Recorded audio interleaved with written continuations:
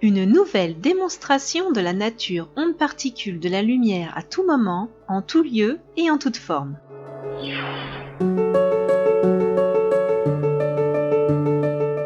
Dans le passé, la nature de la lumière a été étudiée par de nombreux spécialistes. Certains scientifiques pensaient que la lumière est par nature une onde, tandis que d'autres défendaient la nature particulière de la lumière. René Descartes a décrit pour la première fois la théorie de l'onde en introduisant la lumière comme un désordre dans le monde matériel.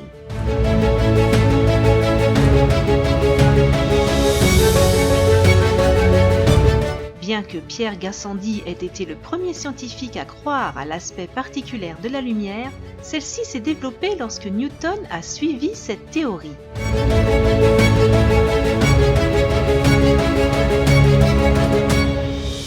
Robert Hooke et Christine Huygens sont d'autres scientifiques renommés qui croient à la théorie ondulatoire de la lumière.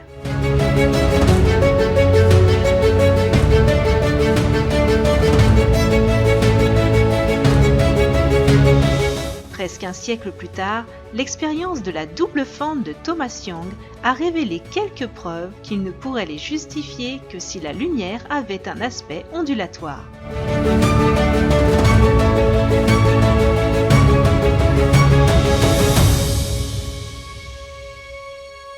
Un siècle plus tard, afin de résoudre le problème de l'équilibre thermique d'un corps noir, Max Planck a écrit son idée sous forme d'une formule pour l'émission de la lumière. Il a découvert que l'énergie de la lumière devait être quanta et ses expériences ont montré que la formule énergétique de tout paquet de l'énergie appelée photon est égale à hν. L'effet photoélectrique est un autre test important qui présente deux points remarquables. D'un côté, prouver la discontinuité de la quantité d'énergie et de l'autre, montrer l'aspect particulier de la lumière.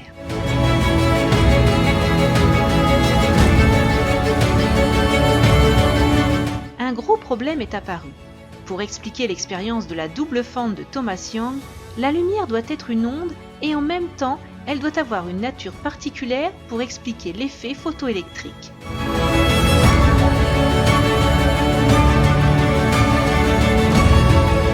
Einstein a défini le photon comme un paquet d'énergie qui possède une masse nulle et a expliqué l'expérience de la double fente de Young et l'effet de photoélectrique. D'un autre côté, il semble que Einstein lui-même n'a pas accepté la dualité onde-particule et considère cela comme une solution temporaire. Mais à cause de la crédibilité d'Einstein, seulement quelques scientifiques ont étudié la probabilité d'une masse non nulle pour les photons et peu de résultats ont été obtenus.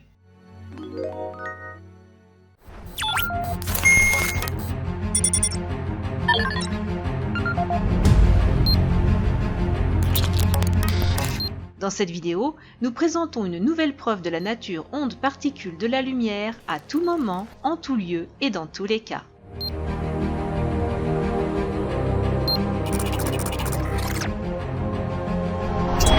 Considérez une particule qui se sépare d'une source animée.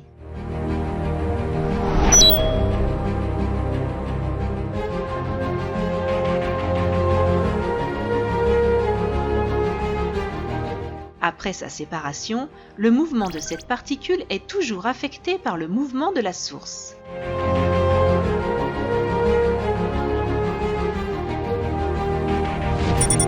Remarquez comment l'électron se déplace dans un atome.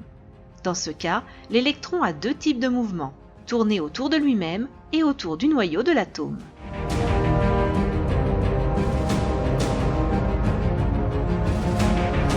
Comme la Terre qui tourne autour d'elle-même. Elle tourne aussi autour du Soleil. Mais dans la définition de la théorie de Saleh à propos d'électrons, il y a une différence avec l'exemple donné. L'électron, contrairement à la Terre, n'est pas un objet solide. Un électron est une coque sphérique composée de nombreux photons de la masse au repos non nulle. Les photons formant des électrons tournent sur la coque sphérique. Lorsqu'un électron est excité, il libère un photon. Le mouvement du photon suit le mouvement de sa source et doit impliquer les deux types de mouvements de sa source.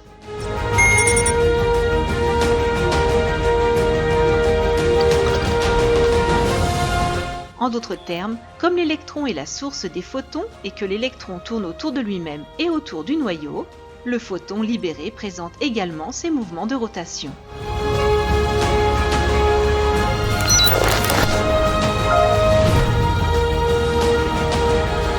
Par conséquent, le photon est une particule qui poursuit toujours sa direction de façon rotationnelle et a un mouvement tridimensionnel. Dans la théorie de Saleh, comme le photon a un mouvement de projectile et de battement, il s'agit d'une particule et au contraire, il a un mouvement de rotation qui se comporte comme une onde. En d'autres termes, on peut dire à propos de la nature réelle du photon, un photon à tout moment, en tout lieu et dans tous les cas est une particule qui se meut de manière ondulatoire.